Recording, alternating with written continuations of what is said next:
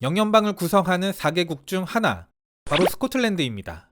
영국의 EU 탈퇴를 의미하는 브렉시트가 예고된 지금 혼돈의 시간을 보내고 있는 곳이기도 한데요. 이곳에서 한국을 조명한 기사가 나왔습니다. 제목은 한국의 성공은 무엇을 해야 하는지를 보여준다. 흔히 한국의 성취는 개발도상국이나 저개발 국가가 따르고자 하는 모델로 자주 언급됩니다. 하지만 이제는 선진경제를 이미 이룩한 곳에서도 한국의 성취에 대해 배울 점이 있다는 식의 기사들이 종종 나옵니다. 과연 경제적 불확실성이 커져가는 그들에게 우리가 걸어온 길이 도움이 될까요?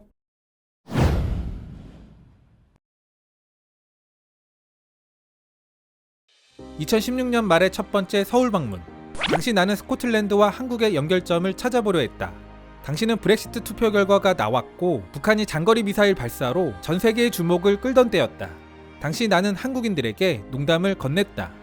둘 다 국경을 넘는 미친 정치 드라마 속으로 끌려 들어갔고 나는 그 둘 다를 경험하고 있습니다. 라고 말이다. 한국인들은 내 농담에 수줍게 웃었다. 다만 한국과 스코틀랜드 사이는 굳이 농담으로 연결하지 않더라도 자연스러운 인연이 있다. 저명한 자유운동가이자 한국의 제2공화국 대통령이었던 윤보선. 얼마 전 에든버러 대학에서는 이러한 윤보선의 심포지엄이 열렸다. 그는 평생 동안 스코틀랜드에 대한 애정을 외부에 드러내기도 했다. 또한 그는 종종 자신의 민주적 신념을 에든버러에서 강화시켰다고 말했다.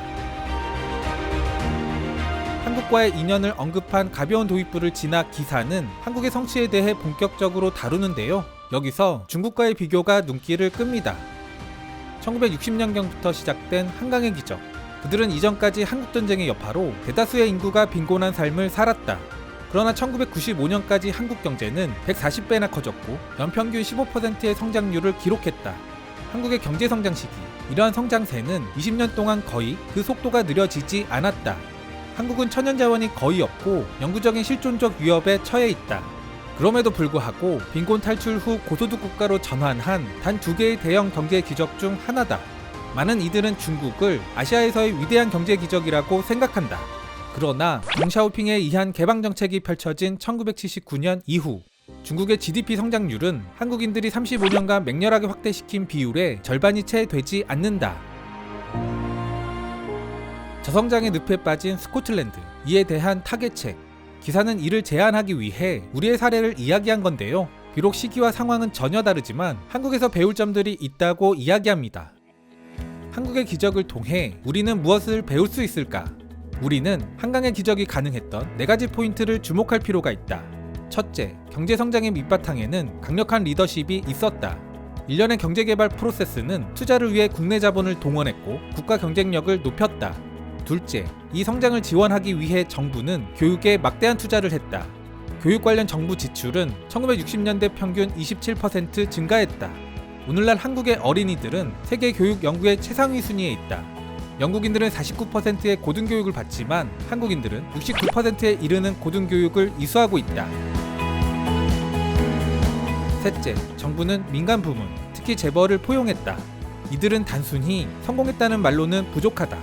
삼성은 현재 약 5천억 달러의 가치가 있고 LG, 대우, 현대는 수십억 파운드의 가치를 창출하는 기업으로 한국 경제의 수출, 수입, 세수입과 고용에 기여한다. 마지막으로 한국은 기술 선도국의 최전선에 있다. 한국 모델은 무비판적으로 존경할 모델은 아닐 수 있다. 특유의 부패 양상과 노동자들의 인권이 무시된 역사가 있으며 자살률은 선진국들 중에서 가장 높은 수준이다. 또한 오늘날 스코틀랜드와 1960년대의 한국을 비교할 수도 없다. 그러나 한국인들이 리더십, 교육, 민간 부문 포용과 기술 선도에 주력함으로써 우리 시대의 위대한 경제 기적을 이룬 것은 틀림없는 사실이다. 그리고 그들의 이러한 방향성은 우리를 위한 달성 가능한 의제처럼 보인다. 기사는 전체적으로 한국의 성취에서 스코틀랜드가 배워야 할 점들에 대한 언급입니다. 그런데 사실 우리도 경제가 발전하면서 다른 국가들과 마찬가지로 저성장의 사이클에 들어갔습니다.